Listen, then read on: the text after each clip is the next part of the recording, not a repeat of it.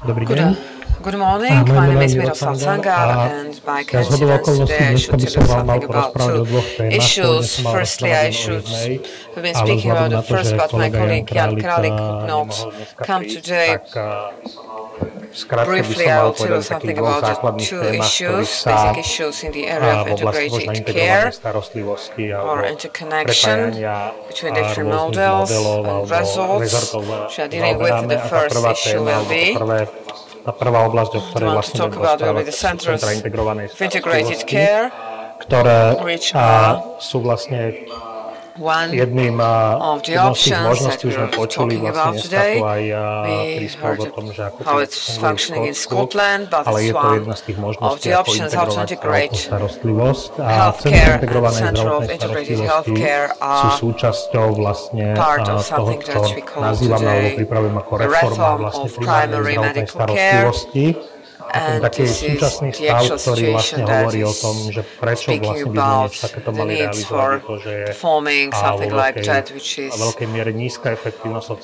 slovenského zdravotníctva, je vynaložené výdavky vo vzťahu dosahovaným výsledkom a nie to efektívne. Možno z takých tých základných informácií je dôležité povedať to, že zaostávame v očakávanej dĺžke života za Českou republikou, ale aj za priemerom Európskej únie o 4 roky a priemerný počet návštev pacientov u lekára na Slovensku je skoro dvojnásobne v porovnávaní s krajinami OECD. A je tu veľmi nízka integrácia poskytovateľov zdravotnej starostlivosti, čo dokazuje aj rozdrobenosť poskytovateľov. Z takých našich základných prieskumov sa ukázalo, že v 620 územných jednotkách, čiže obciach, je okolo 1290 kontaktných miest s celkovým počtom 2780 praktických for the adults, this is a high visit rate, which is really insufficiently covered, and there is a high number of patients with chronic diseases who are dispatched by first contact physician to the specialists. Why it's appropriate to integrate the centers of primary care. Several times we mentioned that primary care is a basic pillar. Medical care must adapt it just to actual needs, which several times we could hear. The prevalence of chronic diseases is increasing as a result of demographic changes, and I'm going to tell something about stress in my second presentation of long-term care. And another issue why it's important is that to make the medical care get closer to the patient, it's necessary to decrease number of hospitalization. These are some basic changes in treatment that patients need. More complicated care and the centers of integrated health care,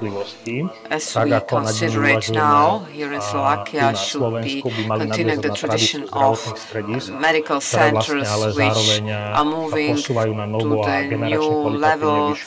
better generation quality, and with some actual knowledge of providing medical care and support of health as it's in other countries, and also interconnections to different segments like social affairs segment and the centers of integrated care. Medical care will be representing the basic type of institutions involving interconnected, integrated social services of medical care, health support and social care services for the particular area, location, regions. And the reason being why the centers of integrated care should develop is that outpatient sector is not supported long time, in spite of its capabilities being the key issue for health and people and economic sustainability, but we need to support this primary outpatient sector. One of the results is also the absence of community care and diversity of services. The chance that was financed, it was mentioned here, one of the options that we could take, and these are the structural funds which present possibility just in the area of health to receive investments into the infrastructure of primary care, which the target to support integration. Originally we did not consider investments into health care being just this community care, which is being a key issue, and for that reason the options to use the integrated regional operation program will be the allocation. For this region, it's about 250 million euro, and the basic principles of the integrated care centers at present, after several, say, as the whole process that's taking place regarding these integrated centers directed at public investments being invested into public healthcare infrastructure, which will be in public hands, serving to medical care and under control of primary outpatients providers. Another principle would be contractual positions of the primary general physicians, which will remain kept, and without general practitioners, primary outpatient departments, these centers will not be able to develop in the regions, and the integration will be from bottom to the top according to the needs of the particular regions, municipalities or districts, and there should not be any space for some mediators which are very doubtful and inserious. We should avoid issues that would create space for speculations, and the objective of developing integrated regional centers are the interconnections of medical and social services to strengthen primary contact, where we would love to improve the quality and efficiency of the extent of medical care and related services, and should be extended the extent of availability of the healthcare and related services, and those should be brought closer to the citizens. In both results at present are missing, and basic characteristics of the centers are at present at what the center should contain, involve, what is the basic vision, imagination regarding working groups dealing with it. There should be some medical general practice of general practitioner, pediatrician, gynecologist, dentist, idiol services, and social services should be interconnected and divided, and there should be divided into voluntary and obligatory, and these are the basic specialized activities of social services, like social consulting, rehabilitations, and primary activities according to the regional needs. There can be optional services like early intervention centers or centers, basic basis for care centers, and this interconnection we perceive just because of the fact that if one gets into social problems, the first people who from the special position get to him are the outpatients, care physicians, and further services regarding healthcare, physiotherapist, labor medicine, geriatric psychology, and mental health-related services and mental health support services, and there should be consulting regarding the visits of specialists, consilia. There should be institutions for nurse practicing and resident practicing, regular screening of chronic diseases, support of prevention, and interconnections to the key elements of local healthcare system like hospitals, medical services, call centers,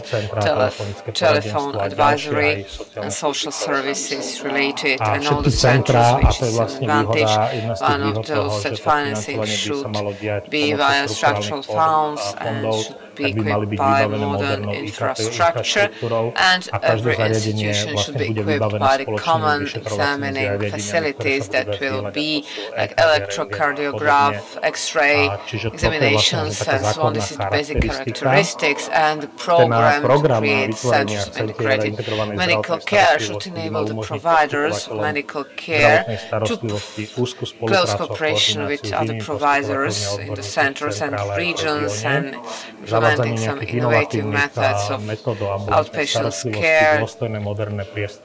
take modern facilities, and we know that some facilities of outpatient departments in small villages are in very, very bad conditions, and modern medical equipment and devices that they must purchase not be purchased by physicians for their own money, and some certainty of long-term utilization. There should be public infrastructure created with the complete public facilities, and should increase revenues from public services covered by general insurance company, and no cost should be invested into leasing premises. The centers will be built just from the structural funds, and this could help to save the costs by integrating activities and better economic evaluation. And such basic conditions of performing the first one being that there must be an interest of the providers of medical care, primary physicians in particular project in a particular region. There should be a chance to consult consulting between physicians and specialists, and the project should increase concentration and cooperation of primary contact physicians and other professions, and according to our basic calculations, the minimum size of